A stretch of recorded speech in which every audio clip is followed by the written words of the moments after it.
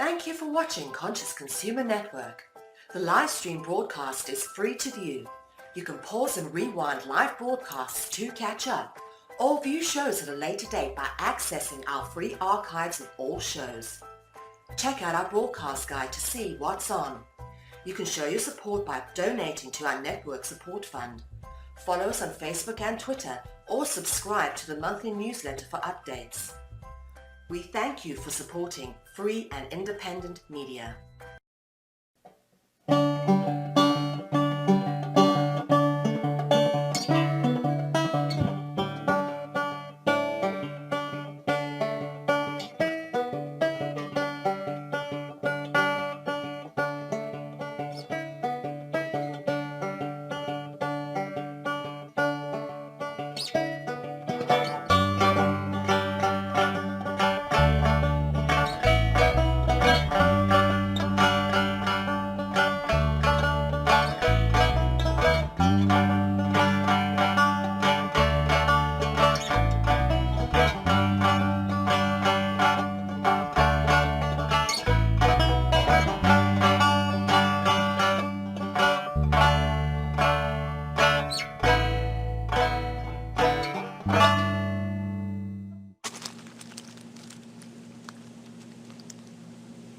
We're live? We're live? We live! What? Wait. All right, introduce yourself. Everybody introduce yourselves. All right, Starting with- hi, I'm Bella. Me, right? Yep. All right, I'm Bella. Hi, I'm Kate. Hi, I'm Danielle. Hi, I'm Gavin. Hi, I'm Lily. Hi, I'm Shelby. I'm Tillian. Sorry, my mic was muted. I'm Lolo. And I'm Arthur, and this is the Brady Bunch. No, just kidding. This is Youth on Subjects of the World.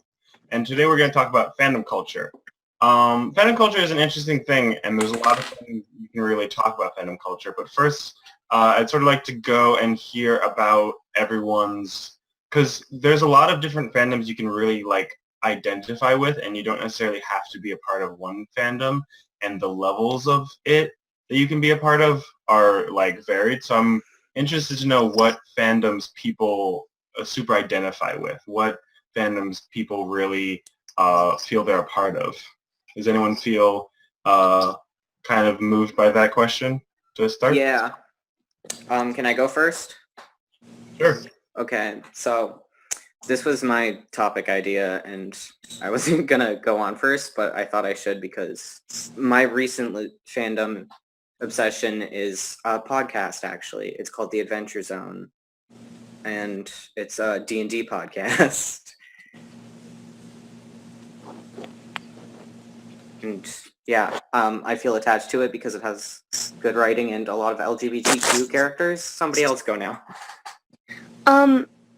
I'm involved in I have a page or an Instagram where I post video edits for different types of fandoms.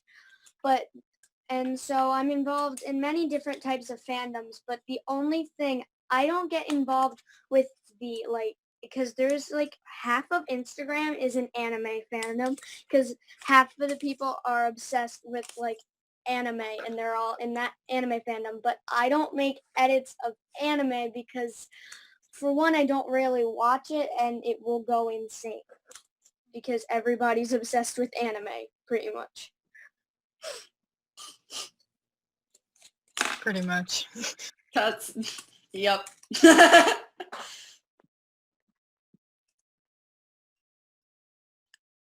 I guess I'll go.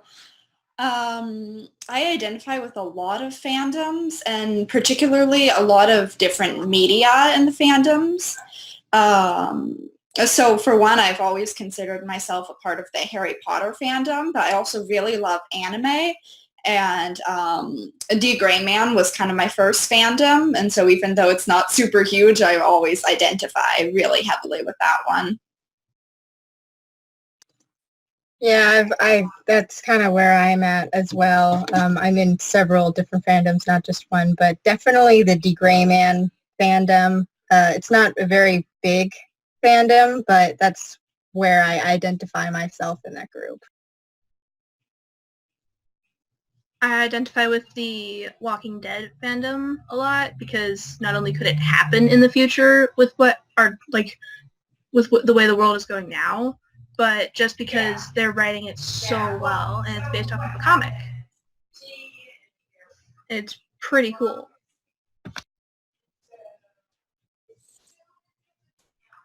I guess I'll go. For me, I'm more of like YouTube fandoms. I personally write like stories that I will post on Wattpad, but I don't like post pictures on Instagrams or whatnot, but like I'm like in that definitely for YouTube. All right. So before I talk about my fandoms, I'm going to point out we have a lot of new members this episode. So I just want to let everyone know, like, just be confident and jump in whenever you feel comfortable. And you guys are already doing a really great job. And when it comes to me and fandoms, never been like a huge like fandom goer or whatever, where I get really into the fandom. Like I read fanfics and stuff. I never have done that kind of thing.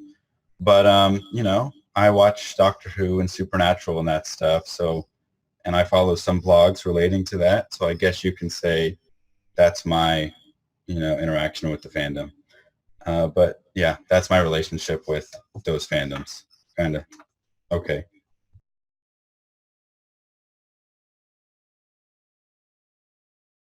So you two were talking about D-Gray Man. I've never heard of that. And do you want to talk a little bit about what that is and how you interact with that fandom?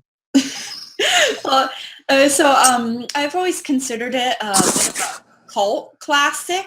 It's not super old though, like Inuyasha or some of the other ones, but it never gained a huge amount of popularity, but it's still really fantastic. It's a bit in the spirit of Black Butler, but with a little more action. It definitely has that dark it's kind of theme. Victorian and pretty dark and fun stuff. It's a little bit more I'd say fantasy than Black Butler and a lot of other Victorian dramas. So it's a fantasy anime action? Yeah. Cool.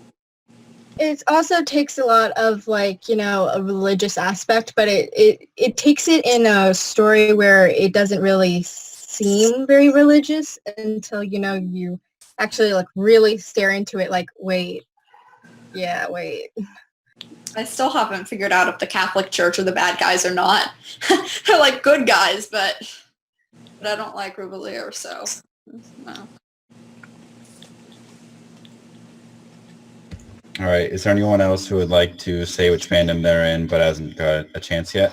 I think fandoms are hard for me because there's a lot of things that I really enjoy, but not a lot of things I feel like I'm the fandom about. I guess one thing would be the Rooster Teeth, which is a production company that makes YouTube videos in Austin, and they make a lot of stuff that I really enjoy and like actively watch and sometimes talk about with people and like buy their t-shirts and stuff like that. A sort of another interesting question is, are fandoms only of things that are fiction? Like, can you only be in a fandom of like a TV show or a movie? Because if you can, I'd say a fandom I'm definitely part of are the like tall ship fandom. Like I have a painting in the back, I don't know if you can see that, of a old century galleon, I believe, and I work on tall ships and I really enjoy like talking about it and the same kind of nerd fandom talk that you would about any TV show. I really like talking about old style ships, that sailing ships. So that would be a fandom I'm a part of. That's actually a really interesting question. Because there's a lot of things like that, and people aren't usually regarded as being in a fandom, but it's kind of the same thing. And it's interesting because a lot of celebrities have fandoms. I'm not really in any of them, so I don't know all the details. But it seems like a lot of them have followings, so I don't see why nonfiction things can have a following. I mean, I'd say, sorry for interrupting. I'd say that YouTube is kind of a nonfiction fandom kind of thing. It's like especially with vlogs and stuff. I'm not really into vlogs, but I think that counts. And I think I've watched a lot of videos for like people who make like steampunk parts for like cosplay, but it's like not from any fandom, but it's like kind of steampunk fandom kind of. So yeah. I think I definitely know what you're talking about. There's a con that's a sister con to Fanime that we often stay at the hotel when I go, usually with Danny and sometimes Matt, to Fanime Con every year. And I think it's Clockwork Alchemy. So it's really cool to see both the anime cosplayers and all the steampunk fans kind of coexisting. It's pretty cool. Do you mind if I say something real quick? The main fandom that I know a lot of people are in is the 21 Pilots fandom. Like, so that's one fandom that's mostly non-fiction because it's real people, but like everyone I know is involved in the 21 Pilots fandom. Yep. I think one of the most interesting kind of real world fandoms there is sports. I think people like to make that kind of distinction between like jocks and nerds as being very different people, even though people who are super into sports, like I've seen like even like lists of how we're similar. Like when people wear like jerseys of their favorite football player, that's a cosplay. You're not wearing a jersey, you're wearing their jersey. You're pretending you're them. And that's totally cosplay. There's nothing wrong with that, but that's what you're doing. And like fantasy football and like there's a list of just a lot of things where you can start to realize like football, like being interested in football makes you a part of that fandom. And there's a lot of similarities in how people approach that fandom to Black Butler to football. Yeah, I definitely agree with that. And it's nice to know that in the end, they're just as trashy as we are. I mean, I never would have considered sports fans to be a fandom. But yeah, I mean, but that really does beg the question, where's the line? Like, what's the difference between just a group of people who are into something and a fandom? Because when you hear fandom, you mostly associate it with people who watch Doctor Who or their favorite show or book or movie, or, etc. Not sports fans. So, where is the line? May I say something? Me and my mom were actually talking about this as she was preparing me for this. She was like, "What does fandom mean?" And we theorized that maybe it's fan domain, like it's just a shorter word of it. I think it stands for, I think the Dom from fandom actually stands from the Dom from kingdom, which is interesting. Domain, kingdom, kind of similar. Yeah. But yeah, that's what I thought it was. So it's probably anyway. Like, it's a fan base, so it's a big grouping of people who are fans of anything, really. Well, there are people who are like fans of stuff and they'll go to like concerts, and then there are people that make like video edits of like there are people that will like go to like a 21 Pilots concert. They'll go to a 21 Pilots concert, but then you can either be like a fan of that, or you can be involved in like the fandom and be like you could like I don't know, use their hashtag or something, but I don't know. You could.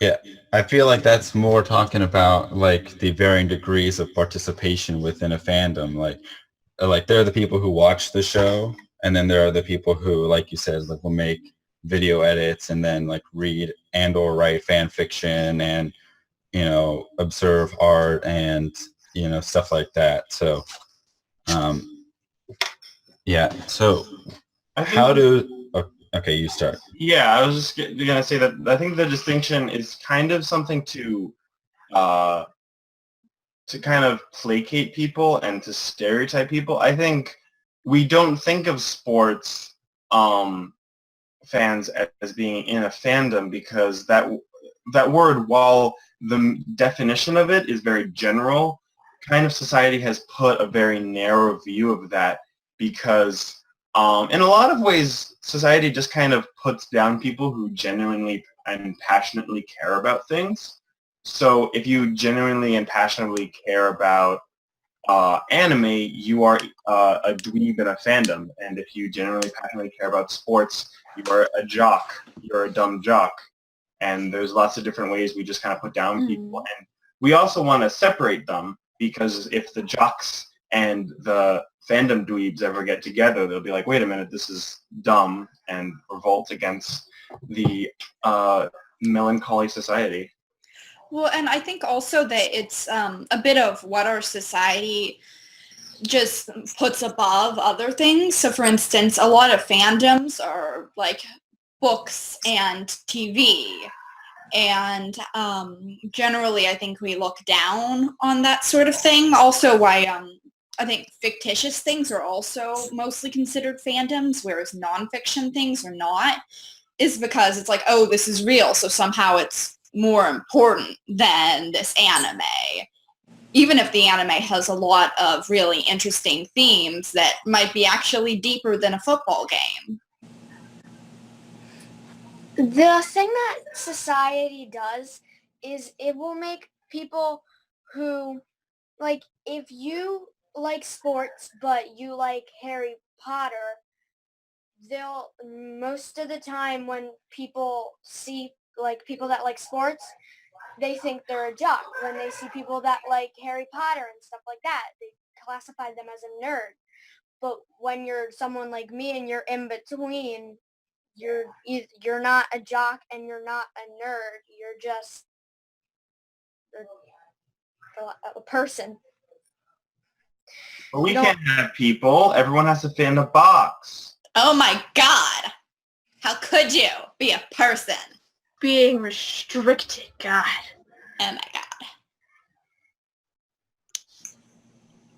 god. So yeah, I actually found an interesting thing that happened to me a long time ago when the My Little Pony fandom first started up. When the show first came out, like everyone was talking about it, and there was definitely a very negative view on people who watched the show.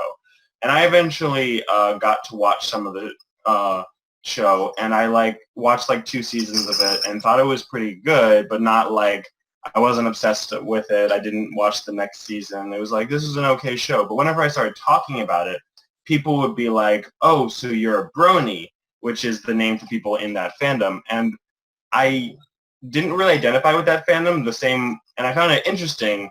The same way, I've watched 4 or 5 Star Trek films, but I'm not a Trekkie. I don't identify with that fandom. But I was still kind of pushed into that box of, oh, you like this fandom. And then on top of that, there was kind of a negative connotation of that, of you like this show, so I'm presuming things about you, who you are, and I assume very negative things. And I find that interesting that just by not even saying that I'm a fan of the show, but just talking about a show, people begin to presume things about you and kind of put you in that box. I think that's really true. And the sad part is that even within fandoms, there's some discrimination. Correct me if I'm wrong, but I know that I certainly have this, and I'm pretty sure some other people do. There's a negative connotation for especially the Twilight fandom. If you hear somebody saying they really love Twilight, if you're not really into that, and I flat out did not like it, I sort of get a negative connotation from people that really are into that. It's not necessarily a good thing, but it happens. And I just find it interesting that, even people that are in fandom still don't always have understanding, and we're not always kind to each other. For the thing that I love Twilight. Like, as soon as you said Twilight, I was like, okay, I need to elaborate. And Okay. the thing that always happens to me is, since it's so old, people will call it, like, people will be negative towards me because I like it. But it's like me with Harry Potter. People are negative to me about Harry Potter, which doesn't even make any sense, in my opinion. And people are negative to me about Twilight, which I can see. But I just don't get it why they can't respect that people have opinions, and not everybody has to like the exact same thing. Wait, who is negative to you about Harry Potter? That's one of the most genuinely loved books in the world.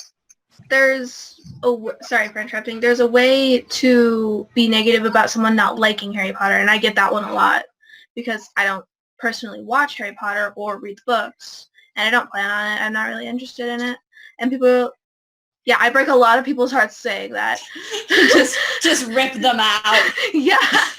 So I get a lot of it because people are like, why don't you read it? I'm like, not really interested. And then they scoff at me and walk away. And so I can understand how someone would be negative. Yeah, I recently had an experience where I had a friend who was my friend for a while, and then I found out that she didn't really like Harry Potter, and I had a moment of like, no! And then I was like, wait, I still like you as a person. Huh. It doesn't really matter at the end of things. Yeah. I thought you were being discriminated against for liking Harry Potter, and I was just trying to understand what people's sort of excuses for that was. But yeah, not liking something is just as dumb a thing to complain to someone about. I mean, like, there's only a finite amount of fiction in the world, or there's a finite amount of time to watch fiction in the world, and if you want to spend time watching this or reading that instead of the thing that everyone else wants to, I really don't see a problem with that. See, people will come up to me and they'll call me a nerd because I like Harry Potter, and I'm fine with that. But then I tell people I like Harry Potter because I tell some close friends I like Harry Potter. I mean, I tell everybody I like Harry Potter that asks, at least. But the only thing that happens to me a lot is, well, they'll call me a nerd, which of course I expected, but then they'll like just flat out stand there, well, the people I know at least, and just make fun of every single detail about Harry Potter, from the first thing that happens in Harry Potter to the last thing that happens in the last movie of Harry Potter. Those sound like hipsters to me. They're really do. they're No little- accounting for tastes there. Yeah, they just want to dislike something that's popular. I don't care for Harry Potter much either, but like, I understand why people like it. I watched all the movies. It's interesting. Who doesn't like wizards? I mean, another thing I was obsessed with when I was, like, one fandom I'm a part of is, I know a lot of people get mad because it really upsets some people, but I make edits all the time of 13 Reasons Why. I don't know. I'm just, people get so mad because they're like, they say, why do you watch that show? That show's just for people that are just depressed, and why that show's just gonna make you go insane and everything bad. And I like the show, and it doesn't affect me when other people say bad stuff about it. I just don't get it why people, if like my grandma says every time, if you don't have anything nice to say, don't say anything at all. And honestly, to people in opposite fandoms, that's honestly really true. Yeah, I've noticed that, like, a lot of fandoms will get a lot of hate towards them, but it's like several of them. So like, let's say you like one and someone else likes the other, like Harry Potter and Walking Dead, and you're both going at each other. Like, in the end, all of them kind of get insulted, in the sense, like, if you like this and the other person doesn't, it like becomes like a war, kind of. Like a lot of people are trying to prove, I feel like, that a fandom is better than the other. Like some Yeah. certain things. Oh, totally. Yeah. Yeah, and I find it really interesting that it's like fandoms are often kind of discriminated against by like normies or whatever, but then we discriminate against each other too. It's a vicious cycle. Oh yeah. That's an excellent point. Yeah. You think of Sorry. all the people we learn to get along, but Yeah. Never. And another thing, discrimination like in fandoms is like a huge thing. Like the same fandom like hating other fans because like they got in too late, or like their favorite character is like the bad guy or something. Like I see a lot of stuff like that as well. wars. Yeah. Shipping Yeah, wars shipping all the way. wars. Oh, the shipping wars. Like, I must admit that I'm somewhat guilty of that sometimes. You know, I see a ship like a no TP and I'm like, scroll down on the feed, can't even look at it. Yeah, I think we've all had times where we kind of, I've definitely in my past, and I try to stop doing it as much, of just like that kind of snarky, oh, you like this, or oh my god, you haven't seen this, kind of mentality. And I actually kind of understand, I don't agree with, but I understand people who are in fandoms that get discriminate against other fandoms, because when you get put down like that, you want to kind of take back your power.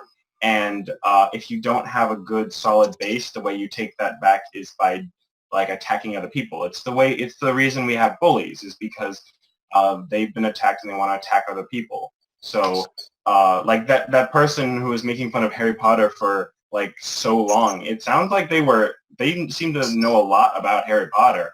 And it seemed like they were just angry, maybe because someone made fun of them liking Harry Potter, or maybe someone making fun of them liking something else. And they just kind of wanted to get that anger out, and the only way they could get it out is by yelling at someone else about it, which is a shame, because there's much better ways to deal with people than to just yell at them because they don't like your favorite show. Personally, I don't really need to cut somebody off if I did. Personally, I like a lot of villains in movies. Like Maleficent is my like favorite part of any Disney movie. I like a lot of like from Until Dawn. I don't know if any of you have heard of this, but my favorite character is Josh from Until Dawn, and he's the bad guy. And I honestly, I like him as a character, and I get hated on for so much for liking the bad guys and stuff. I feel your pain on a deep and spiritual level. Yeah. Like the villains are characters too, man. They should be liked in some way. Like they were written to be this way. yeah, like when they came out with Suicide Squad for like DC, because I know there's like a whole thing for that too. But like I was so excited because the villains are my favorite from DC because they have such better stories. Like in my opinion, they have better stories. So like when people are like, "Oh, why do you like the villains and stuff?" I'm like, "Well, they like not everybody has to like the heroes. Like there's." And that's like what I think is a lot of people defend fandoms. Like when you're in one, you are defending it as if it's like your child kind of. A lot of people will get really angry and like call you out. Like it's like how you're saying before, like you join late into a fandom and like pretend to be super like into it, or like you are into it, but apparently to others not enough. Like I know I said I really liked Harry Potter, but I've like only seen the movies. I hadn't read the books yet.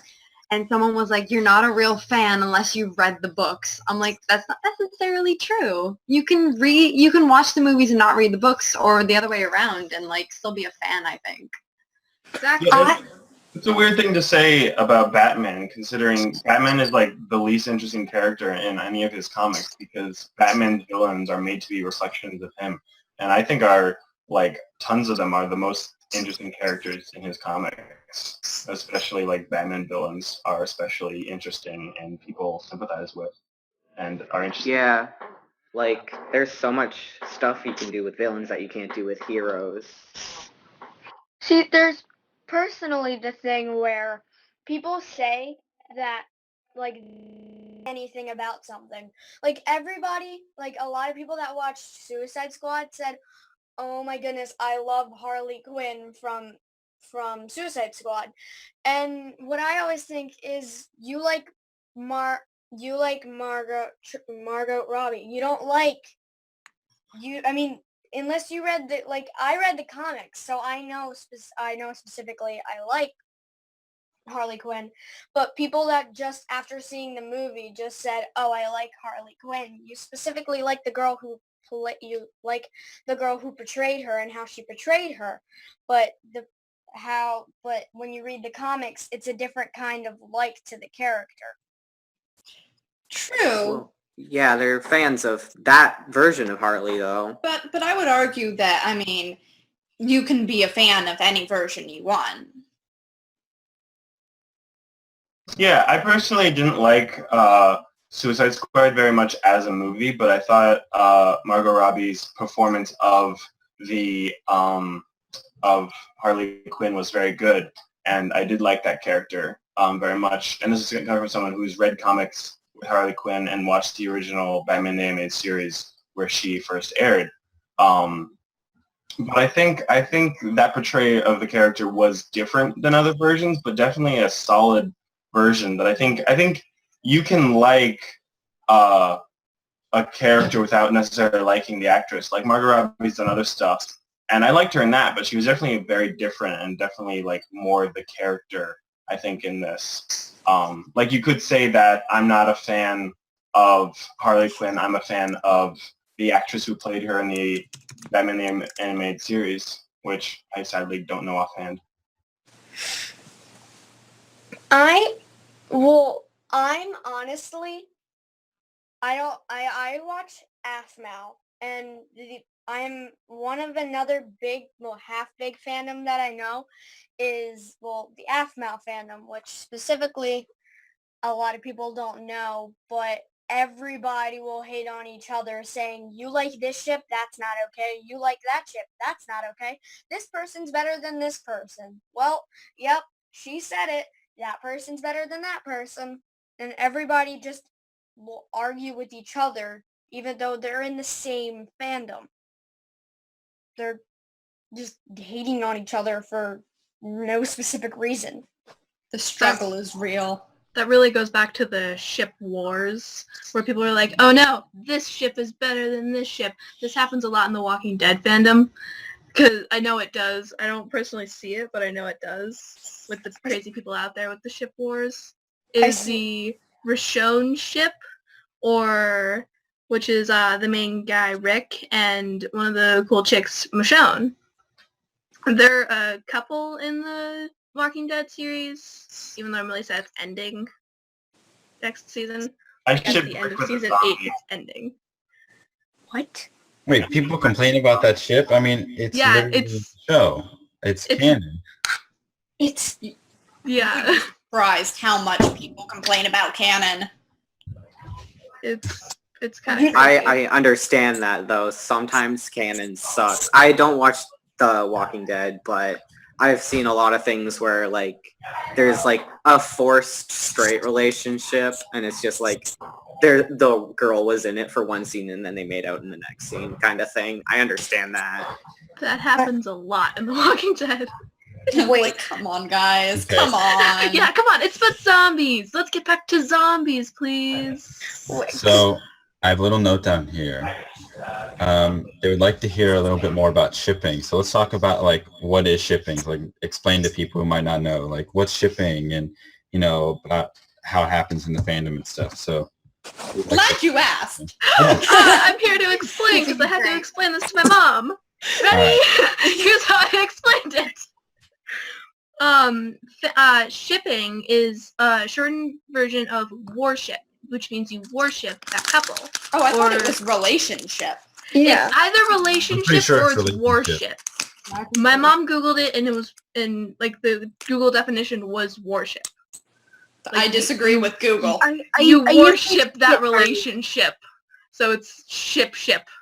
I mostly took it as you pair these two people together in maybe a romantic way, or, like in a more, you could also make it like these people should be friends kind of a thing, which is Oh yeah, bro TP. Yeah, and then OTP is one true pair. And how you know you have an OTP is when you're watching or reading something, you're like, them, they should get married right now. Just put up the altar. Let's get a priest or a captain or something in here. Yeah. Like a ship, I love Pretty Little Liars, so I love this ship called Emerson, which is Emily and Allison and those, like, honestly, I ship those, and that's my OTP. But people all the time ask me, what's a ship? And, like, saying, well, that's not canon. That can't be canon. And I said, well, if you did see it, you would know it's canon anyway. And, well, like, shipping, it technically means you think those two would be good together. So. Yeah, exactly. It's not really about the canon. I don't understand people who criticize someone for a ship by saying it's not canon. The whole point of a ship is you really like this relationship and you personally think that these two characters would go well together. So it being not canon doesn't really matter. I have a pun for this. Can I talk about fandom canon for a second? Because I have opinions about this. The TV show The Flash has Barry with Iris, who's his longtime will they won't they friend who he grew up as a kid and also stayed in the same house with, and also like they have this, his adopted dad is also her dad, and like that's a little weird in the beginning, but also he used to have this partner on the force who also like they were together for a while named Patty, and she's like amazing and perfect for him, and just like they ended it because like the destiny relationship had to happen, and I really think like they were a way better fit, and the Flash should have been with Patty, and that is my opinion, and that is the I don't want to say truth because I don't, but I really think that. Yeah. There's really, well, someone was asking what canon meant. It was like, it just means what is true in the universe of the show, and then non-canon is what isn't true, but is usually like what the fandoms think or what the fandoms would like to think. Side note, sometimes that's called headcanon. Yep, I was about to say the exact same thing. Oh. Okay, so I have a pun for relationships and canon. I love nautical puns with fandom. So why do they call it canon? Because it's there to destroy ships. That's my pun. That's and if one of them's dead, it's a ghost ship. Yes. Speaking of like ships, I know one thing with shipping, like especially in YouTube communities, I know I'm part of a fandom for Dan and Phil, but like there's a huge ship between the two of them, and I remember hearing about that they used to actually like comment in their comments they would say like we really don't appreciate the shipping when it first began, because like a lot of people didn't I know when like shipping starts for new YouTubers, they're like they don't understand it and they don't think it's a positive thing. So like I noticed that with shipping it can be really negative on some people. I'm like, I get it. So I don't openly ship them, but like if it were to happen, like yeah. But I'm not gonna like advertise like they should be together. Oh my god. I'm not gonna do that on like social media. Yeah, there's this, it's like they're real people and most of their fans are girls, so I feel like it's mostly like this weird like fetishization of gay men kind of thing. So like is now when we talk about yaoi. Yeah. Oh god. Danny, you're up. But no, that's actually a very interesting thing, because when you start getting over to like real people, it gets a little weird, because those are real people and they have feelings. So kind of like shipping two fictional characters is fine because they don't have any opinions and you can write out them whatever you want. But with real people, like it's basically the equivalent of all your friends saying that, oh, you should really get with that girl. It's like, no, we're just friends. We don't like each other that way. And everyone's like, no, you should totally like her. It's like, it's a little uncomfortable. And I think that is sort of a moment where I agree with you. I think like you can have your opinion in your head, but when people kind of force it upon them, it does get a little weird. In Oh. oh wait. Oh, okay. I was just gonna say, like, I completely understand with like how people feel about that, because I've had friends say like, "Oh, you should go out with this person." I'm like, no. Like, I know my parents had made jokes about one of my friends, like, and we're both in relationships, like separate relationships, and my parents had made jokes like, "Are you sure he doesn't like you?" and stuff like that. I'm like, no, because they like him as a person, and it's like one of those things where it's like, I just don't like the idea of putting people together who are actual people. Like, if they're real people, like you said, they have emotions. And like, if you advertise that you think they should be together, a lot of the times they'll take it negatively and not want people to think that way. So People have emotions? So Willow, what do you think about the difference between shipping fictional characters versus real people?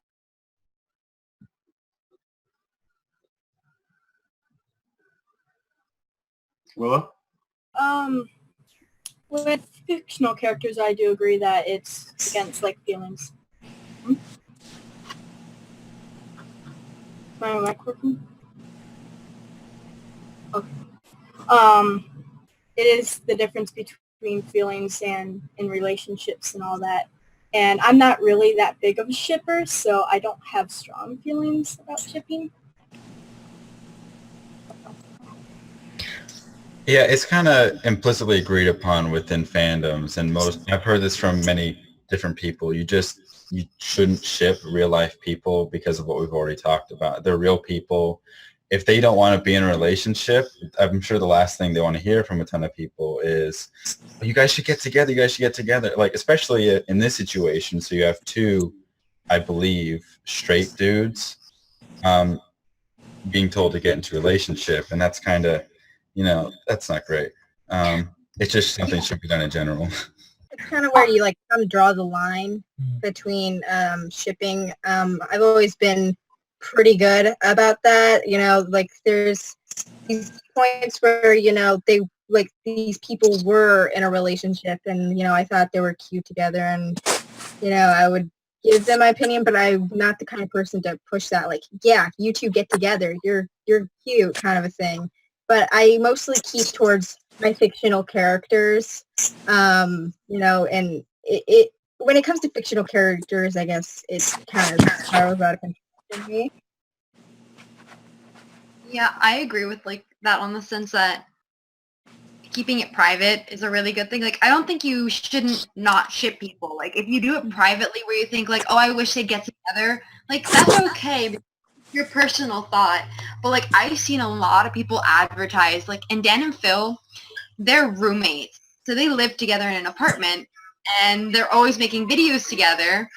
So a lot of people like to look for details within their videos to point out like, oh, they're together in a relationship and stuff like that. So they'll basically like, it's like really hard for them because it's always something with the roommates. And another thing, like what if one of them was like gay or bi? Then like how much harder would it make for them to like come out, because they'd have all this pressure, and like only one is, then it's even worse, because like it would create so much tension. Yeah. I honestly, Go. honestly, I ship, like, it's different if you ship people that are already together. Like, if you think, like, if they're together and you think that's cute, like, I don't know why, but for some reason, some people, even though they're together, get hated on for shipping Liza and David Dobrik, which, Liza and David, but honestly, they're together, so you can ship them without getting any hate, because it's not like they're like one doesn't like they're not together or something. It's not like they're like just friends or something, and not like it's not like they're friends and like David's gay or something like that, because that would be different, because that would mean that it'd be different because they're just friends. You can't. It's different to ship people that are together and are not. Yeah, it's like when people are together and you like really like their relationship, it's less of shipping and more like enjoying their I don't know. I'm trying Enjoying not the to make it sound joy. creepy. But yeah, just happy. I don't know. Just enjoy seeing them happy together. Okay, so I have a random question. Does anyone have like fandoms that they're kind of ashamed to be in? I used to be in the Homestuck fandom, so like that's Oh the my biggest. Me. That's the It's like those fandoms that you kind of keep in your pocket and in your Tumblr, so none of your Yeah. friends really know about it, but deep down you love it, and you're like, no, don't judge me. That's kind of me with anime as well. I don't watch it very often, but there's some that are like deep in my heart still. That's And how also I am cartoon. That's how I am with anime. Willow got me hooked on anime. So I have like 3 animes that I watch, and only she knows I watch them. Honestly, I'm a big part of the Friends fandom, and I know it's an old show, so there's not many, but I just, like, a few of my friends just have their own little fandom, like the Friends TV show fandom.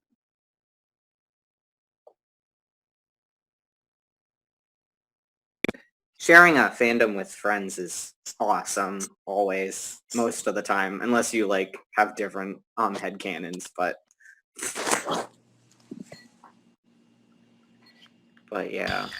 Oh, Well, another oh, I sorry. don't think I have a fandom I'm embarrassed about.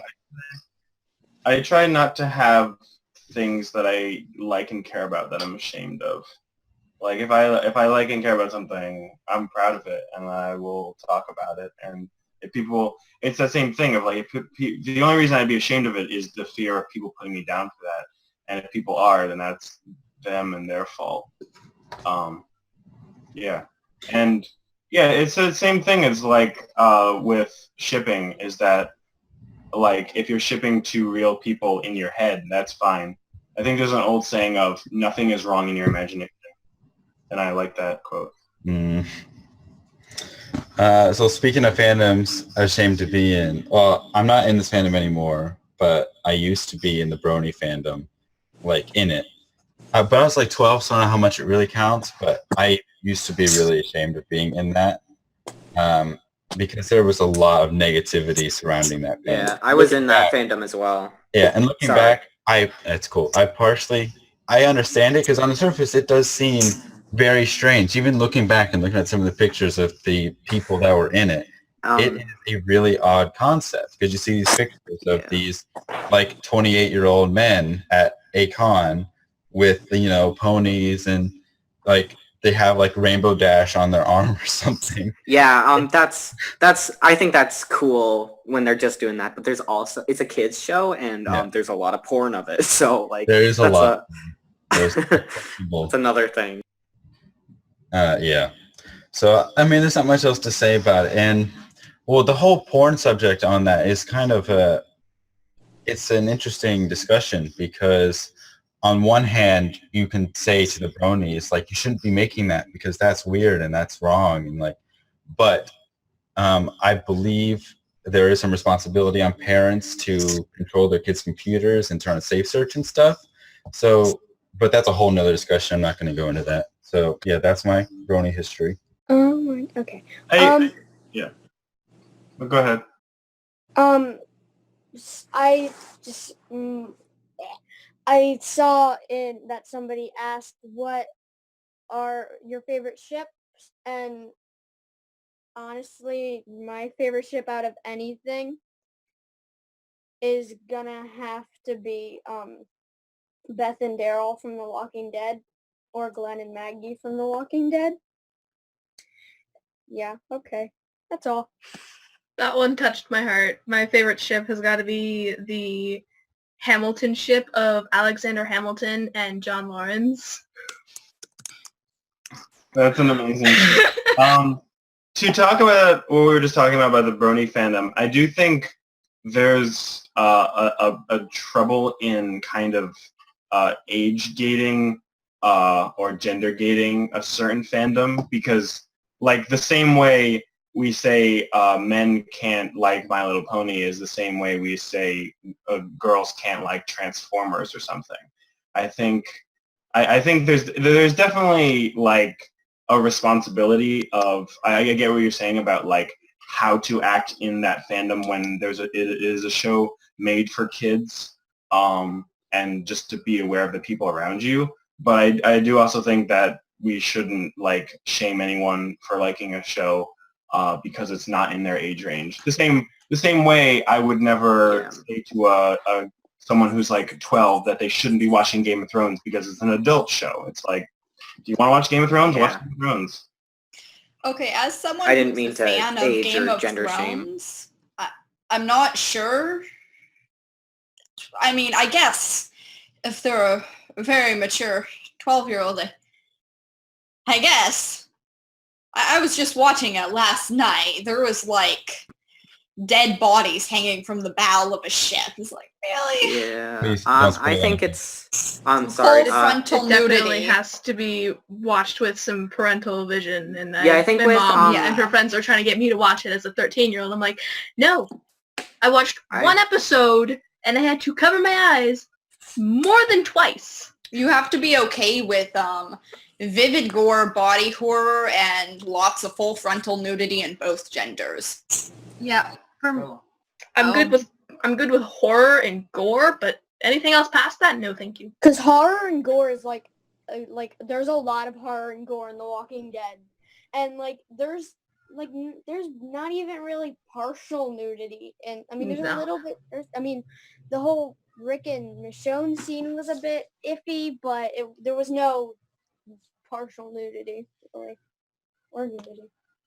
Yeah.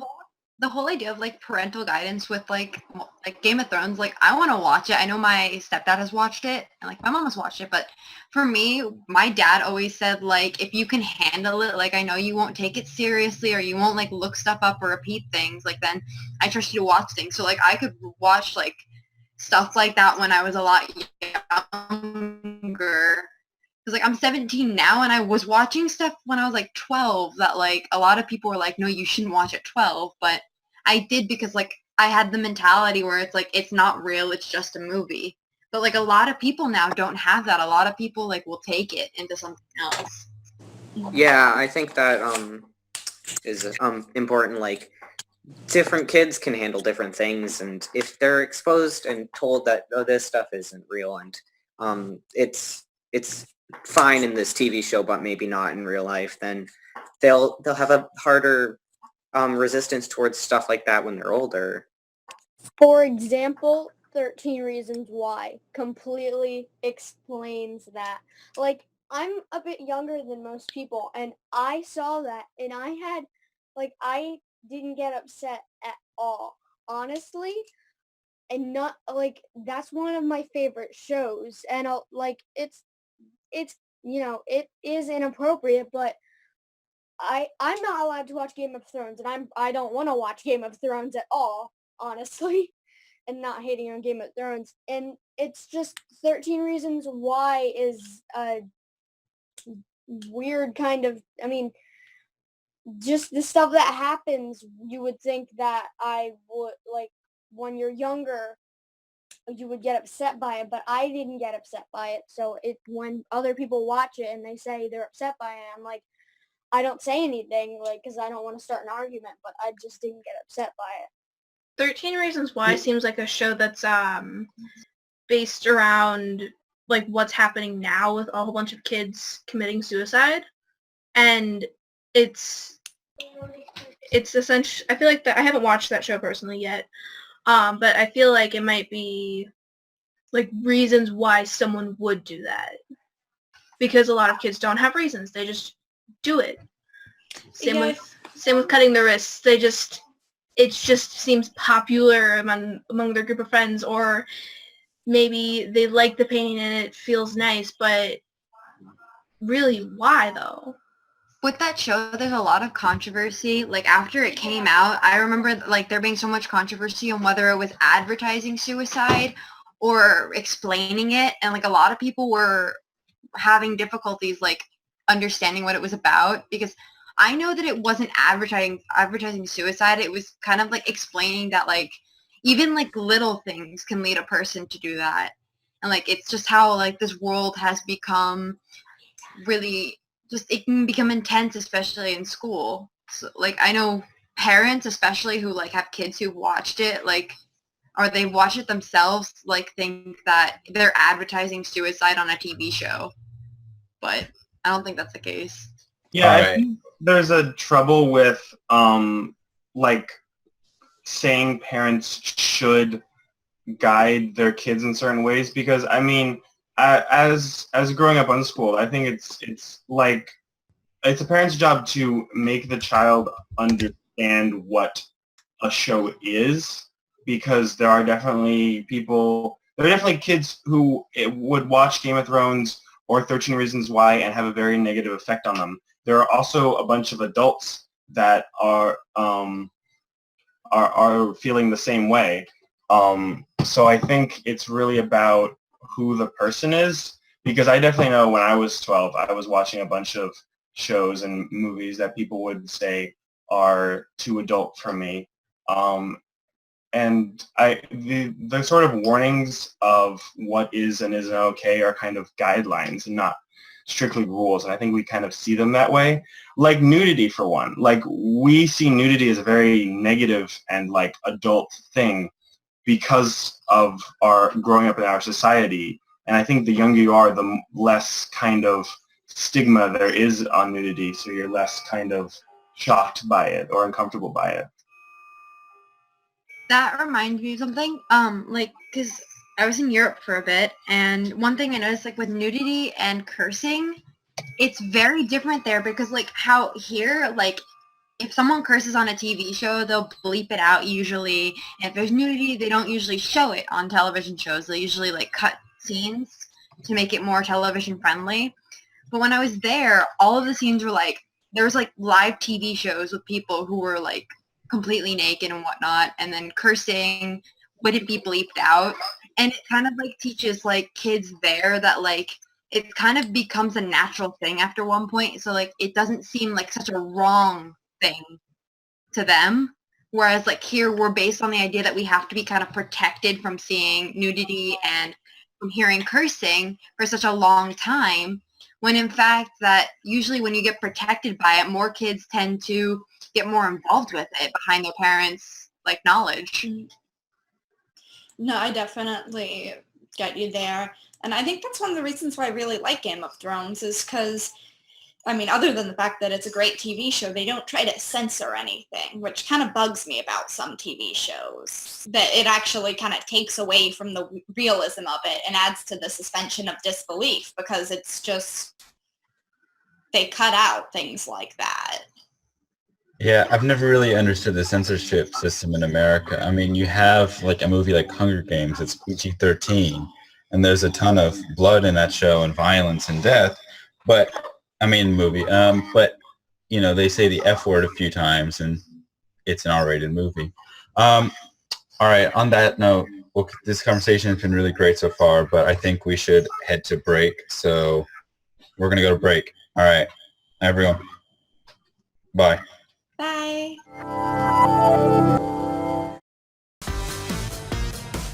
Fandom, at the very basic level, is one of the dominant modes of engagement online. Fandom is something that has become really pervasive. Whatever your interest is, you can probably find a community of people into that same thing. We're in a culture that I read you, you read me, we're all in it together. It's a smaller community, much more personalized. If you want to be in fandom, fandom wants you.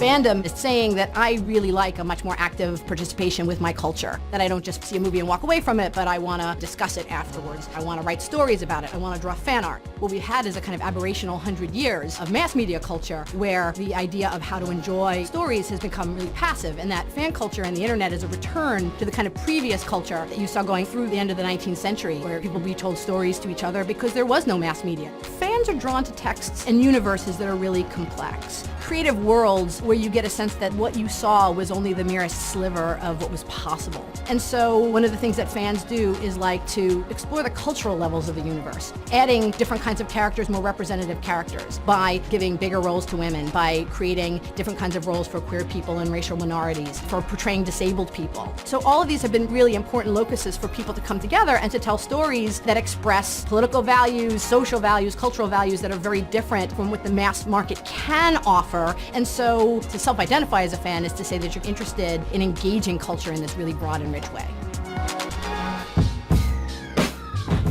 Bronies are male fans of My Little Pony, Friendship is Magic. Generally between the ages of 16 to 25. And they fiercely love the show. For a man in today's society to tell someone you're a fan of My Little Pony, a lot of times they might cock their head a little bit and be like, well, what's wrong with you? One of the most appealing things is how much it directly challenges our heteronormative expectations of what it means to be a man. The bronies that I've encountered in real life have mostly been completely earnest, more than ready and willing to talk about their favorite episode, their favorite pony. They want a bro hoof and they want to welcome you to the herd. Men traditionally have certain societal expectations, and really that comes down to a larger problem with homophobia. Andrew WK's on your side, you're still masculine. I mean, who doesn't want to imagine a world with magic and happiness and awesome flying ponies? We've got this very heavily gender segregated world we're living in America, and I think a lot of women are drawn to Transformers because we can step outside that. I write almost entirely in the Transformers fandom. Our canon has one gender. There is one female character that makes everybody who's not female some sort of gendered other, and I like exploring the idea of what does it mean if you are free of those dynamics that we see so often, like heteronormative. This is sort of a chance to push back against that. You can play around with that idea of who is the receptive one, and is that really feminized in any way, or is the one who's using the male analog part, is that the male, is that the sort of top emotionally in the relationship, to use the idea of domination and control and sort of re-inscribe those tropes. It really allows for that kind of thing when we're taking, in a sense, gender norms that we are living with. In fandom, we're a community. We are no longer inscribed in that men do this and women do this. It's everybody is, in a sense, gender equal. Homies arose out of the Aurora shooting tragedy. After it happened on Tumblr, a group of people in their fanish engagement started to post strange Photoshop stuff that seemed to be in support of James Holmes, who was the shooter.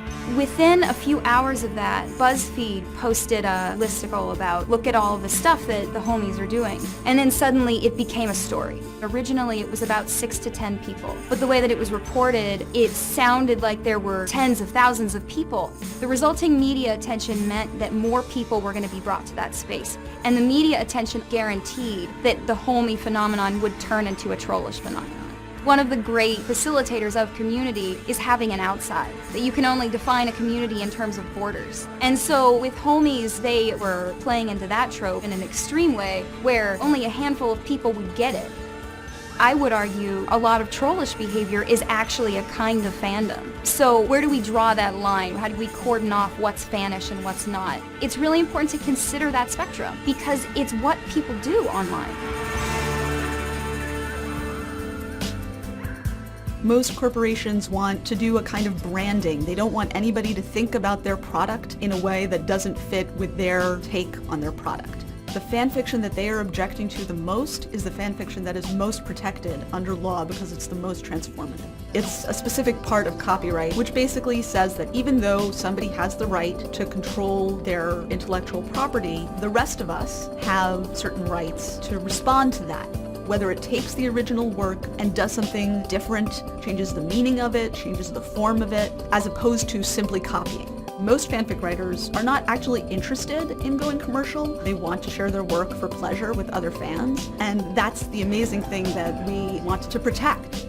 If you're a fan who's doing this just for love, and you get a cease and desist on Warner Brothers letterhead saying you are going to be sued, every violation has a $150,000 fine, you're like, oh my god, I have to take all my fanfiction off the internet, I have to erase my website, I have to vanish completely. Except of course, these stories that entertainment corporations tell enter our consciousness. You know, you can't say don't have Harry and Hermione get together. You can't tell people not to have that thought. That's why fan culture is important, to be able to nurture our creativity and share our stories and our art with other people. Why wouldn't we value that? Why wouldn't we let people have this kind of expression?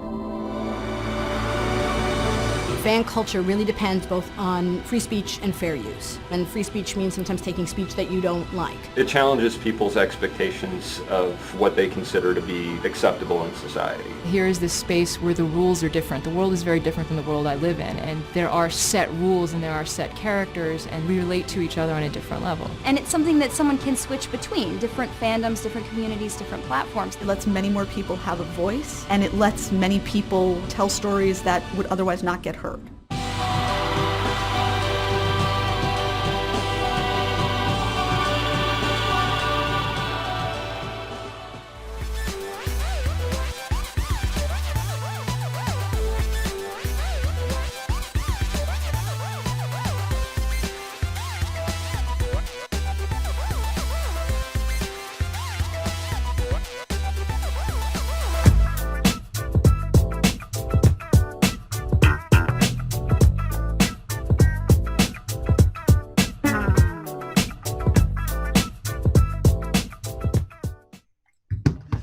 All right, welcome back.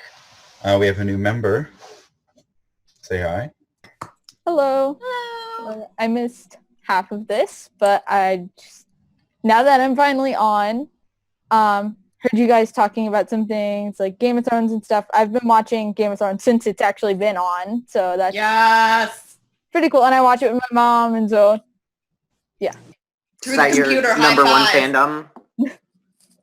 Yes, I got someone to do it with me. One of them. I love The Walking Dead, American Horror Story. As you can see, I'm wearing an American Horror Story shirt, and I have a million other fandoms I can't think of right now. Same.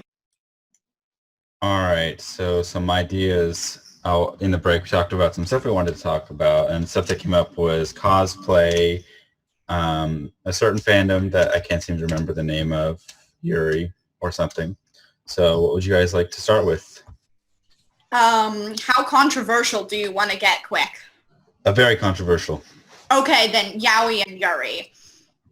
It's always super controversial. So Yeah, we should say what it is first. okay, so Yaoi and Yuri are a sort of pairing of couples that may or may not be canon, depending on the fandom. Yaoi is 2 guys and Yuri is 2 girls.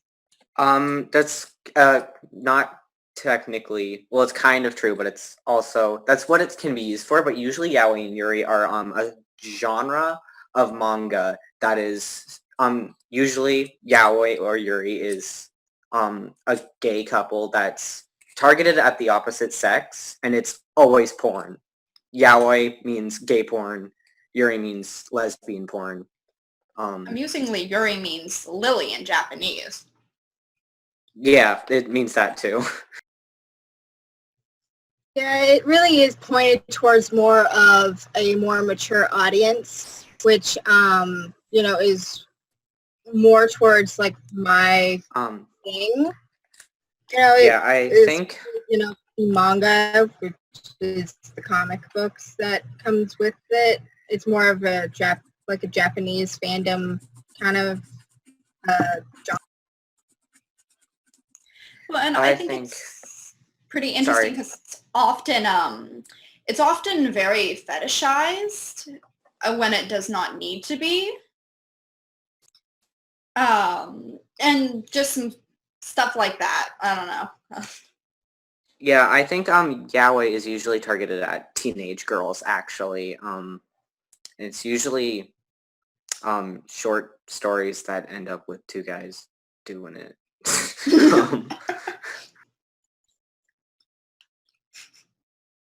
All right. Well, this Lovely. is fascinating. No, seriously. That's what it is. So I think now we should talk about cosplaying, because seeing pictures of fandoms and, all those, pictures that circulate through Facebook and whatnot, all these pictures of these cosplayers. It's pretty incredible. So do any of you have personal experience cosplaying, and what's your opinion? Do I? Me. I just I do. recently cosplayed for the first time. So, like, yeah. That somebody else can go talk first.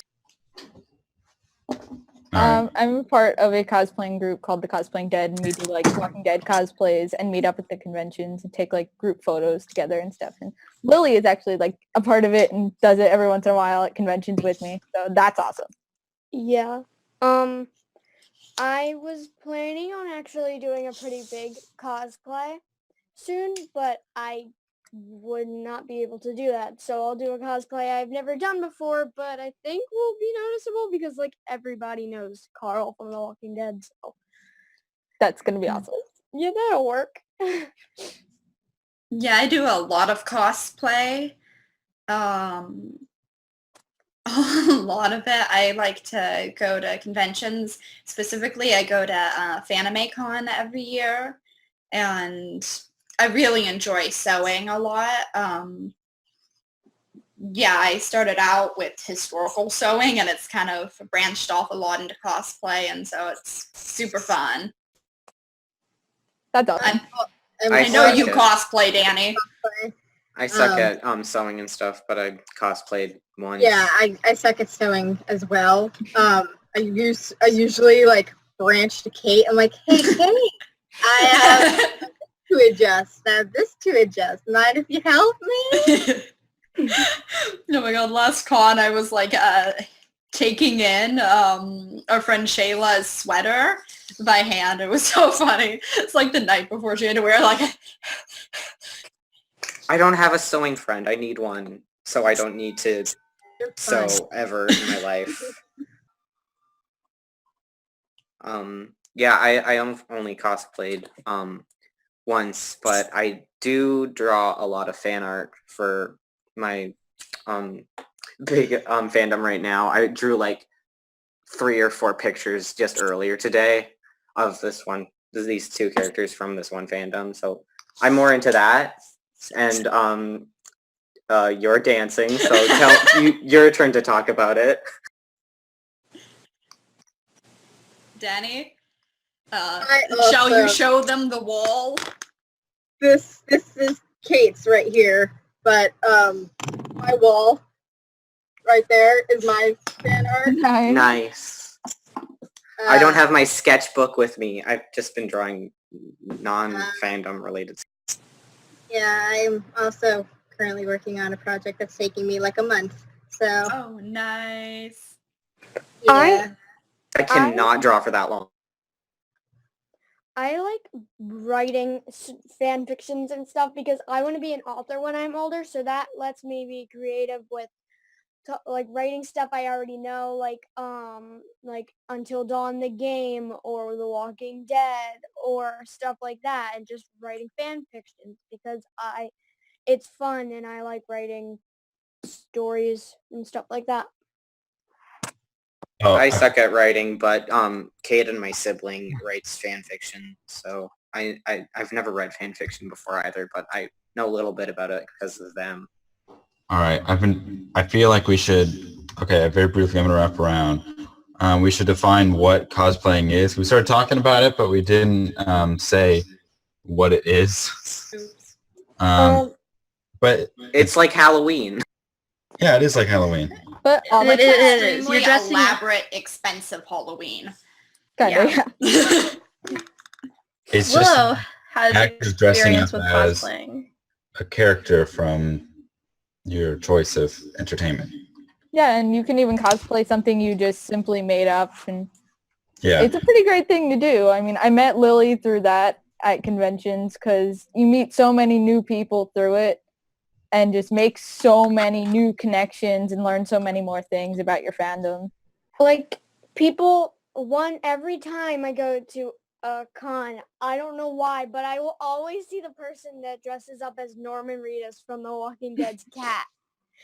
Like specifically his cat, and everything is like perfectly done. And I just don't understand. But you can do whatever you want with cosplay. Willow actually has It's like a second family to me. Willow actually Yeah, has experience cosplaying. I cosplayed a character from that D&D podcast I was talking about earlier, and I didn't think anybody would notice me, but I got noticed quite a bit, and it's like the best feeling in the world. It's amazing. It is amazing when people like come up to you and ask for like pictures or something. It's just like a really good feeling. Yeah, and also the character I was cosplaying is like a gay flamboyant character, and it's like I'm just so happy when people recognize me because it's like, oh, you're a person who's cool with this stuff. Like, oh, I didn't think anyone would care, and then it's like everyone does. Yeah, and it's like, and there's like my favorite one. Sorry, I'm going into story mode now. My favorite time getting noticed at this con was I was sitting outside with my friend, and this guy who's like an older, just like normal looking white guy who doesn't seem like he'd be into this thing with a bunch of gay and trans characters in it. And he was just like, Taco? And I was like, yeah. And then he was like, yes. And then he walked away. That's amazing. Like my favorite thing at con when someone recognizes you. Like my favorite character is Alan Walker from The Gray Man, which is what I mentioned earlier, the Kate and I's obsession. And I always cosplay as guys, even though I'm a girl, but I have this small build of the kind of guys that I cosplay. And it's just the best feeling when you're recognized, especially in a fandom like The Gray Man, which is very old, and the fandom's kind of died to a very small group of people. So when you actually meet somebody who recognizes that character, and it's like one of the best feelings. Really. I really love the D Gray Man fandom because they're so nice. There's so few of us that we see random D Gray Man cosplayers around, and you can just walk up to them and be like best friends. Yeah, like you can walk up to them and like hug them, like, hello, you are my person. This is hi me. It's and we're also fandom is extremely like everybody's nice to each other and there's no hate. Yeah. Except for on Roland. Yeah, another great thing is when you're cosplaying like the same character as someone else and you don't know them at all, but then there's like a moment you're like, we are the same. We are one. I've like probably went up to 1 million different people who were cosplaying the same thing as me and took like a picture with them, and then I was friends with them later at a different convention.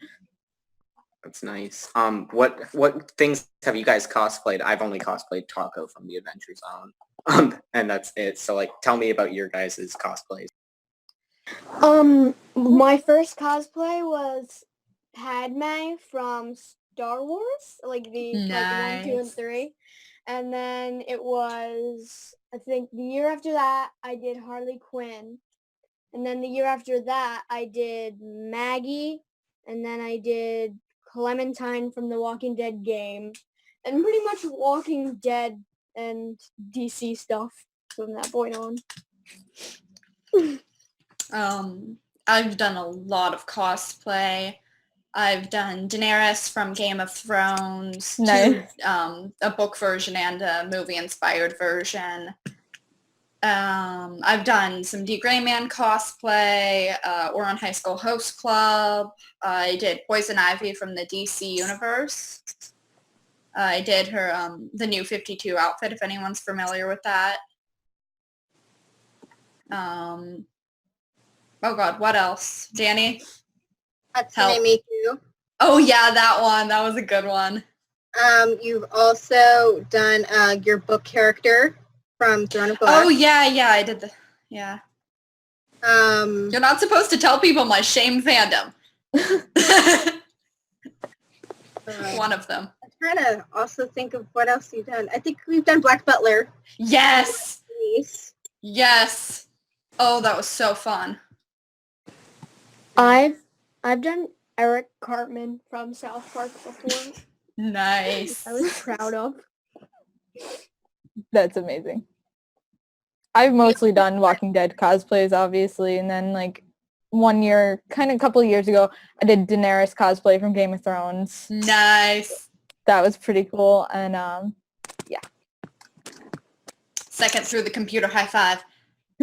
Don't leave me hanging. Hey, we've also done My Little Pony. Oh, yeah. And Oh, Fruits God. And Fruits Basket. Oh, that was the first one. My fake bangs were horrendous.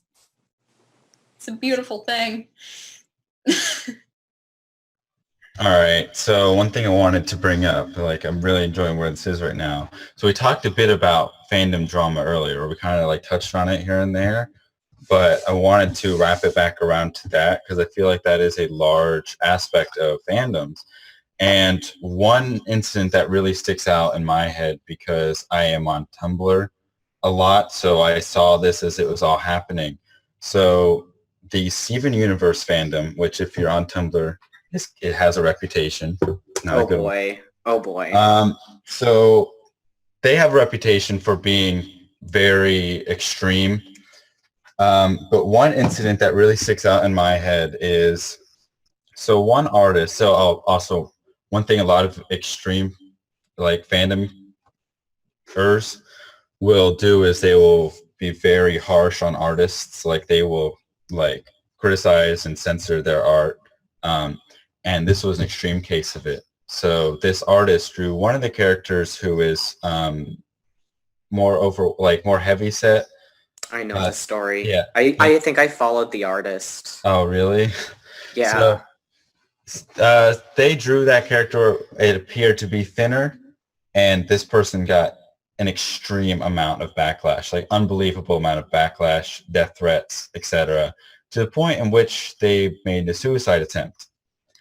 That really happened. So that brings up, like, does anyone else have or has observed crazy fandom drama? I do. Did somebody else want to go first? You can go. I'll go after Okay. I'm like really big into this one fandom right now, the Adventure Zone, because I can like only handle one fandom at a time to ruin my life. So like, the Adventure Zone, the characters don't have a set look at all, but some people can get really vicious with drawing the characters differently. So my character's name is Taco, which is a Mexican food. And like this was a really big deal. So like he's played by a white guy, but because his name is of a Mexican food, a lot of people drew him as Latinx, which the creators were fine with and stuff. But in a graphic novel version that's coming out soon, he's blue, so they had to kind of like avoid it, and they had so much backlash on this, like a ton of backlash, because they were trying to avoid people thinking this was a racist thing, naming a Latinx character after a Mexican food, for people who like didn't know the podcast, just knew the book, because his name, this show wasn't supposed to be a big show, it was supposed to be a one-off thing, and Taco, the name was a joke, so like it's such a huge big deal, and a lot of people, not even just them, everyone who draws this character blue gets so much backlash. It's terrible. Really? Yeah. Seriously? I mean, like, it's a D&D character. I mean, like, I have a friend who named his D&D character Brobot 5000 or something like that. And he's an elf. It's not a stretch for him to be blue. Like, he should be blue or human colored. Green, maybe. Like, it's a normal thing for him to be blue. That's crazy.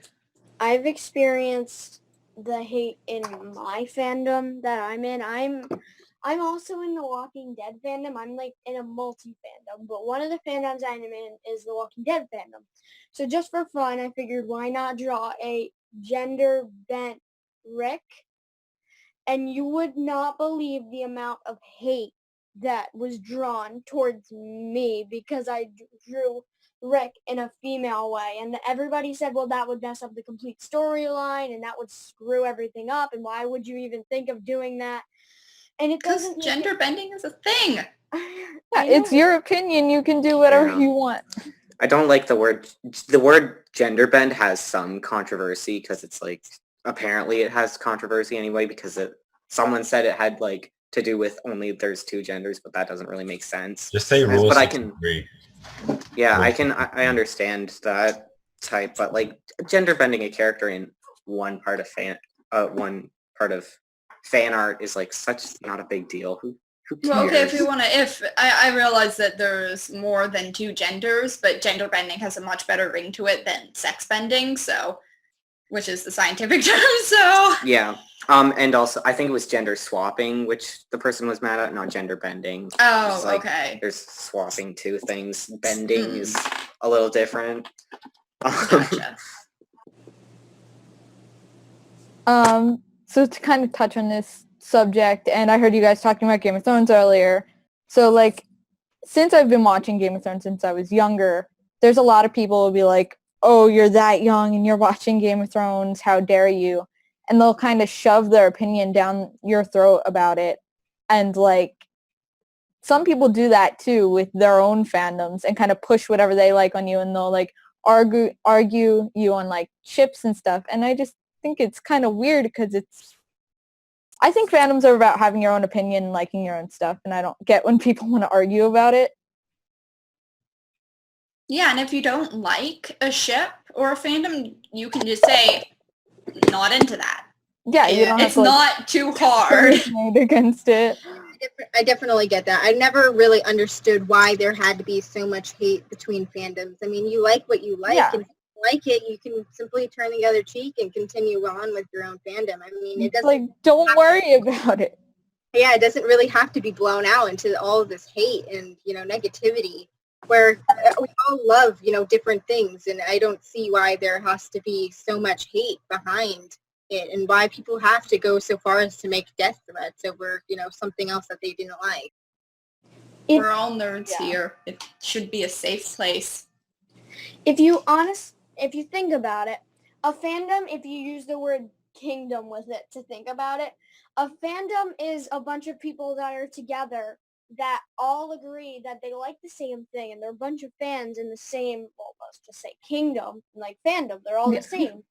But without, like, there's no one person, like, taking away the king and queen part of everything. There's no one person that makes the rules, like, oh, if you're in this fandom, you can't like this person, or if you're in this fandom, you can't like this person. A fandom is supposed to be people that are all in the same fandom and are all liking the same thing, not hating on each other for no good reason. Yeah, it makes no sense. It's like Game of Thrones is actually a show I can watch, and I feel like it's an escape, like the way video games are, or something like that.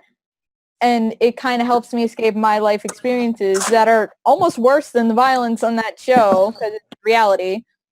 So it's just weird when people hate on it.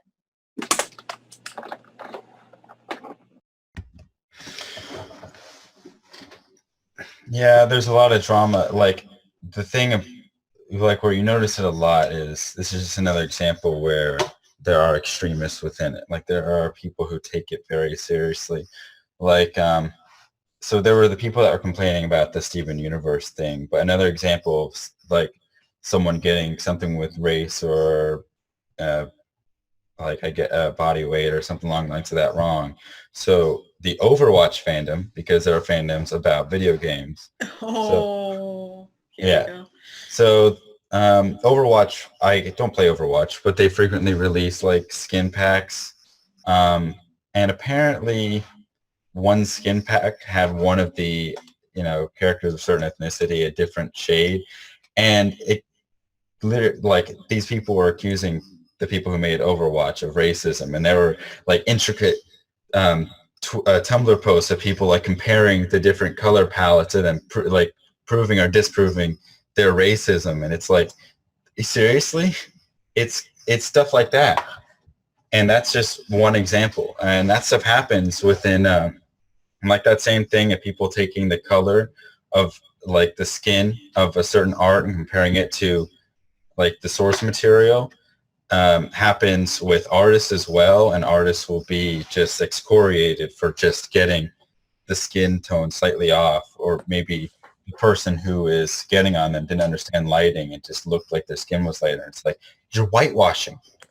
That stuff happens all the time. Another thing about the Adventure Zone comic thing, the character who is blue and all the characters, they said specifically that those aren't the official designs still. It's still up to anyone, but people were still so mad. And they redesigned the characters from it, and they tried to be more inclusive, but they still got so much backlash when they were just trying their best. It made me so mad. That's not right. I'd like to start a conversation on like not hate within fandoms, but hate directed towards fandoms, but I don't know like how to start a conversation like that, because we all have fandoms that we've been in that we have received hate for. Like for me, it was the Brony fandom, but that was crazy being in that. Like, but looking back, you have to wonder. So with a fandom like that, the main reason people will justify their hatred towards that fandom is, oh, it's a show for kids. You're adultifying it. You're making porn of it. Like, that's wrong. That's morally wrong. Well, I mean, morals are a cultural construct, really, if you think about it. Exactly. Like, it's morals are very subjective, and that's a hard thing to justify, like the berating of another human being on. Especially in a situation like My Little Pony. There's just like there was this assumption that if you're in that, you're a creep and a pedophile, but reality was most weren't, and you find that in the situation with most fandoms. Like there's certain fandoms out there that get hated on because of the sexual aspect of it. Most people within those fandoms don't partake in the sexual aspect of it, and like, I guess another example of that would be like the furry fandom or something. But I don't want to go into that. That's a long conversation.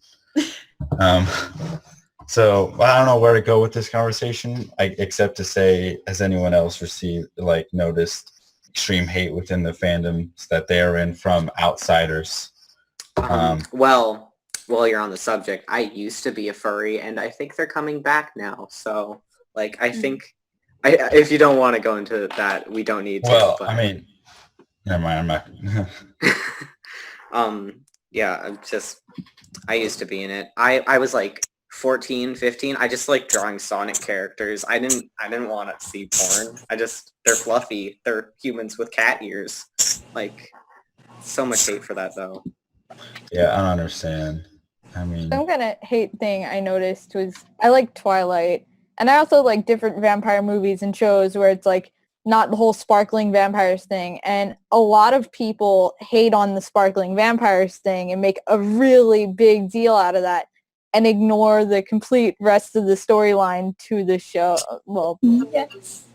And the series of movies. Yes. If I recall, didn't the author get the idea for the sparkling vampires in like a dream? I think I read that somewhere. Yeah, that would be something I should look into. Faith gave me these like journal books things, and they say in the beginning, Twilight came to me from a dream, so now you can write all your stories in here. So she came up with Twilight in a dream, and actually I just found it out, but 50 Shades of Grey originally was supposed to be a Twilight fan fiction. Yeah, I know that the author of 50 Shades of Grey was really big into writing Twilight fan fiction. And I think that while we're on this subject, we've talked a lot about the hate in fandoms. We haven't talked a lot about the good things, though, which there are certainly a lot of. For one, there's one of you mentioned that you liked writing fan fictions and wanted to be an author. Me. Yeah, and that's really a beautiful thing. You know, fandoms, there is a lot of hate, but there's a lot of hate in any community, really. And that's really what a fandom is it's a community where people can come together and just share what they love and be inspired and just have free reign over their art. And it's a shame that there is so much hate, but there's good things too. The good thing about the fandom is you can find so many people that you can be friends with. Like, I found some of my best friends in like fandoms, because there are some really nice people, and when you find nice people in fandoms, they're really nice people. But when you find like hate people, you find hate people. It's like totally, it's polar opposite. It's one or the other you're going to find. There's no Goldilocks zone.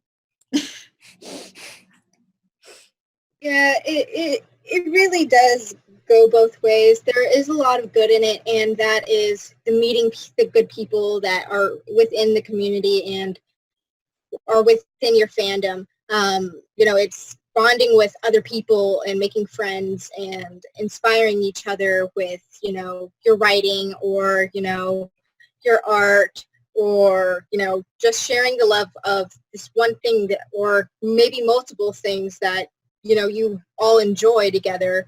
And, a lot of people, they attach to things, like that's what a fandom is, either it's getting away from something or, helping your anxiety, and this person, like this one character helps you move through anxiety and stuff like that. So it just, you find other people who also have those characters and have the same reasons for liking that character and build friendships off of it. Yeah, something I've noticed is like because of Netflix, there's been a lot of new generations of younger kids just finding out about new shows and new fandoms and things like that, and it's great. I love watching that, actually, like children, getting more into that kind of stuff and like watching them grow within the fandoms and getting accustomed to new things. And I actually like love watching people get interested in something and completely just geek out about what they love. Little Addison and Teen Wolf when she first started shipping. It's a beautiful thing. And so many kids make like the ship edits and stuff, so that's just amazing to watch. Okay, so there's a little note down here saying, like, asking, can you explain what it means to be in a fandom? And in my opinion, that is, I kind of touched on this earlier. I mean, that's really subjective. I mean, everyone partakes in a fandom to a different degree. Some people get really in a fandom and that means cosplaying and writing and reading fanfics and art and stuff. And then some just watch material. So I think I would define being in a fandom as the point where you really start to care about the characters and the fandom on a higher level than just a casual fan. Like, in a weird way, they start to become like pseudo people. It's kind of interesting. It's like when you start consuming or contributing to the fandom itself, like to fan fiction, fan art, cosplay, and stuff like that. I think that's like a major part of fandom, is going past the canon stuff and on towards the fan stuff, if that makes sense. Like, I'll try this again without making it, but we'll try this now. The difference between, like, you can be it's the difference where you just play, like if you play a game and you're like, oh, this is cool, or if you make edits of the game and watch YouTubers play the game, or have like merchandise or like shirts of the game and stuff like that. That's like being part of like a fandom versus being like, oh, this is, cool. Kind of cool. When you squee when a new season comes out. Yeah. There's a very specific sound. Yeah, there is a specific sound. I think it's more also, building a community with people you didn't know, and it's sharing the love of something, and it is contributing to it, with your fan art and your fan fiction and your writing and editings, and you find your clique. You find people who like the same things, and the community just grows. For me, what being in fandom is closure. Being able to be comfortable surrounded by a bunch of people who like the same things as I do, do the same fan arts, do the same fan fictions, and talk about it, and fangirl, fanboy about it, make squeeze, I think that's what it mostly is. It's being comforted about what you're interested in. Yeah, I mean, I think there could be two different ways where if you ask someone what's your fandom, people can take it different ways. Someone could be like, oh, I like this and that, and then another person could be like, I make edits of this and I'm part of this community. It could be perceived in different ways, but I think being an actual part of a fandom is when you kind of get a little bit more into it than just like, oh yeah, I like that show. It's like when you really, really like that show. Yeah. That is a good point. I think this goes back to what does it mean to be in a fandom or being like I guess not obsessed, but like I guess like the sports thing. Like, are you in a fandom for sports? I guess it's not technically called fandom, but it's called a community. Yeah. And that's kind of what a fandom is, though. Like, that's what it harkens back to, like, the Dom from a kingdom. I remember somebody mentioned that a kingdom's sort of a community. We're not really a democracy either, though. We're not a kingdom, we're not a democracy. We're a community. It's like a commune. A weeb commune. See, the thing that people don't get, when they think, when people think fandoms, the first thing that when I told my cousin that I was in a fandom, the first thing that came to our mind was nerd, which I feel like is an often stereotype for people that like stuff like Harry Potter, Doctor Who. Some people think the stereotype for a nerd is liking Doctor Who or stuff like that. That was something I kind of wanted to ask you guys. Like, what do you guys think of the nerd definition to the people who go to conventions? I don't know if any of you have ever seen Ted 2, but there's like a scene in that where these two guys who are like big sports fans kind of guys go into the New York Comic-Con just to go and beat up the nerds and make fun of people. And it's just a really horrible thing that I don't think is greatly perceived. Yeah, I didn't watch that movie, and that sounds terrible, but my phone is propped up on 3 D&D books, so I'm a nerd. Yeah, I mean, I don't know what to say about it other than the fact that it's just rude. I mean, it's not a nice thing to say. I mean, yeah. And what's what's your basis of hate towards these people? Like, oh my God, they watch a show or read a book. That's so awful. And what's even worse is I don't understand. New York Comic Con actually has this new thing where you have to do a fan verification and check in with your social security stuff and all that, and they search you, and they have a big sign that says cosplay is not consent for harassment. It's crazy. They've had to resort to all that. The con I went to had the cosplay is not consent boards, but that was pretty much it, I think. That sounds crazy. Mine's called Anna Maritimes because it's in the Maritimes and it's hella small though. Yeah, I think they mostly did it for the bigger conventions like New York and San Diego Comic-Con. I hear people stereotype people that go to cons, people that go to conventions at all as either nerds or weird or just plain sometimes you don't even have to go to a convention and cosplay. You can just go just to enjoy try it. something cool or something, or just have fun. Because from when I was in kindergarten up to when I was in 3rd grade, all I did was go to Comic-Cons. like pretty much all I did. Yeah, and something else with the Comic-Con thing for signing up for tickets, you have to list what your fandoms are, like what you actually like. That's gonna be a long list. That would be a really long list for me. That'll go on forever. Yeah, I'm kind of sad that things like this really have such a negative impact for other people who kind of don't understand it. I've heard a lot of people just thinking, oh, this is just a phase. They're gonna get over it. They're cosplaying and spending all this money going to con, and I never really liked that it was taken in such a negative aspect. If you're interested in something, I don't see why there's the need to call it a phase or Yeah, I hate that term.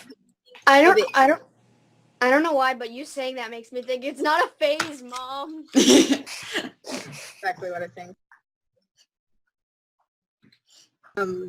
But yeah, it's a nice highlight. It adds some interesting things in your life. You meet such interesting people, and you learn so much. Whether it's sewing or it's just a lot of parents and other people just don't understand it, and I think there should be a lot better of an explanation for that, instead of just saying it's a phase or kind of shutting it down, thinking this is horrible, they're obsessed, it's unhealthy, it's not. Well, So. And I'm just going to take this back to the sports conversation we were having in the first segment, that I really agree with Danielle, and it just really hurts that if somebody was obsessed on the same level as, say, like a super anime nerd and otaku, if they were obsessed on the same level with football or soccer, that would not be considered an issue at all. It would be, oh, they're really into sports. Instead of, oh my God, it's the end of the world. We need to send them to rehab. They need therapy. I do softball, and I like Harry Potter and that stuff, and I do cosplays for Harry Potter and all that stuff. And people don't even think about the fact people don't treat people in my school or anybody. They don't treat me like, oh yeah, you're a jock, or oh yeah, you are just a person, but you like sports and you like that. No, oh yeah, you're a nerd. And you happen to like one sport. Good for you. It's not enough to peel off the label.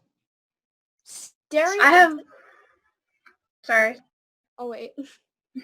I have a huge problem with stereotypes and labels, is because people shouldn't take nerd as such a bad thing.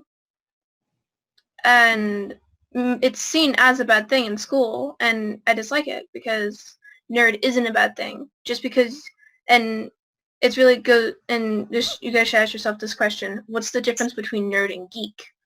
I ask how much of a difference that question a lot. My sort of definition, I've given this a lot of thought, so thank you for asking. Glad you asked. I really consider that nerd is more school-oriented, whereas geek is more fandom or fan-oriented. Being both, I learned pretty young to embrace the terms. Yeah, I think of nerd being a more scholarly aspect. It's not a bad thing to hold knowledge. It's not bad to be smart. And I think that I don't enjoy that negativity of, oh, you're a nerd. There's nothing wrong with being a nerd. And there's nothing wrong with liking school. Yeah, there's nothing wrong with liking school and learning. And I think that's the difference between nerd and geek, is because geek is when you're really interested in something, and you love it so much that you want to talk about it and express about it, and you want to learn about that in a non scholarly aspect. And geek or nerd is more of, kind of school related, and I think that's what the difference is. And for me, it doesn't really make sense when people make fun of somebody for having that kind of knowledge. Yeah, it's like I don't walk around saying, "Oh, you're a jock." Like, why give that label? You like whatever you like. And the sad thing about that is if you did walk around like, you're a jock, that wouldn't be considered negative. They'd be like, thank you. Like, no, that's not a compliment necessarily. Because they would take it as a compliment. Like, Yeah. oh, thank you, I'm a jock. That's great.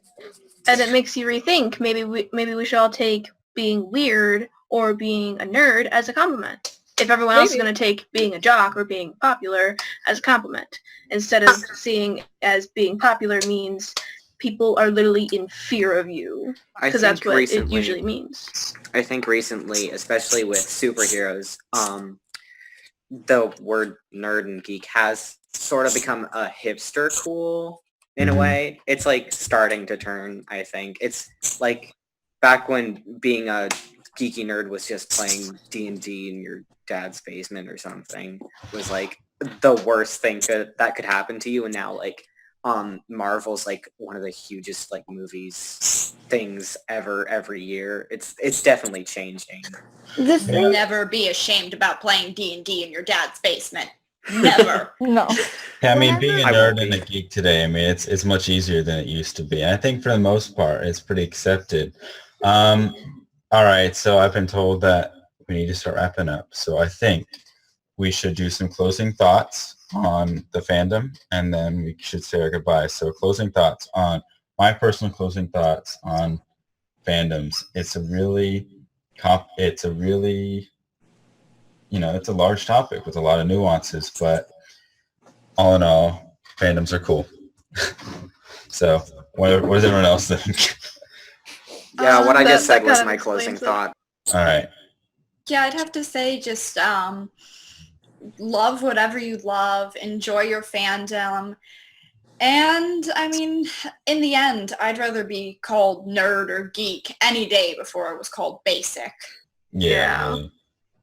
I honestly, being part of a fandom is something that you're a part of a community that people all think the same thing, whether you argue or something, you all, in the end, you all like the same thing. And the stereotype part is that when people call you anything, whether it's something you don't like or something, well, if it's something you don't like, just brush it off. It's their opinion. It's not the whole world's opinion. Yeah. And if it was...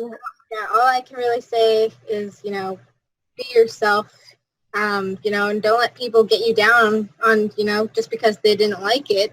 It's not, your fandom might not be everybody else's thing, and I think it's good to keep an open mind about, other fandoms and, be more, open to other ideas and be more open towards, other people's feelings about that. Don't hold like a negative thought for that fandom. I think fangirling with Danielle is one of the best things that have ever happened to me. So all I can really say is being a part of a fandom is a great thing. Enjoy it. Don't let people judge you for it or hate on you for it. And if someone else has a fandom, then that's great too. You don't have to brush your fandom in their face or anything. Just let people have whatever fandoms they want. Yeah. It's like fandoms and those communities can change your life and make it's great because you have a second family. Okay, does anyone else have any closing thoughts? Willow, Shelby? My closing thoughts are, don't take the being called a nerd such a bad thing. Take it as a compliment. And generally love fandoms. If you have opinions on fandoms, express your opinions. Just love the fandoms for what they are. Yeah, it's a safe space to be you. So yeah. Express your opinion, just don't do it in a negative way that could hurt someone else. If you don't want to be hurt from someone, if you don't want to be hurt, don't hurt someone else. Okay, this has been really great, and that's a wrap. All right, have a nice day, everyone. This has been Youth on Subjects of the World, Fandom Culture. See you later. Bye. If we want to change the world, we must first change the media. Mainstream media exists for the purposes of indoctrination and manipulation of public perception. The world of free and independent media is growing, and with the upsurge in information now available in the public domain, it has never been easier to access free and independent media. The exploration of this information resulted in an experimental project which would provide a fully supported space for researchers, whistleblowers, and seekers of all kinds to express themselves and educate the world. On the 1st of January 2015, Conscious Consumer Network was launched to the world. Nobody thought we would make it this far, but CCN is the longest running free and independent media network of its kind. CCN is a unique collaboration of hearts and souls, bringing you information from different perspectives to educate and inform. Since we started CCN, we have had only one desire: the pursuit of a free, fair, just, sustainable world, and this has not changed. Having overcome many challenges over the last 2 years, CCN is here to stay, and we've got great things lined up for 2017. Help keep CCN on the air by supporting the 2017 Network Support Fund.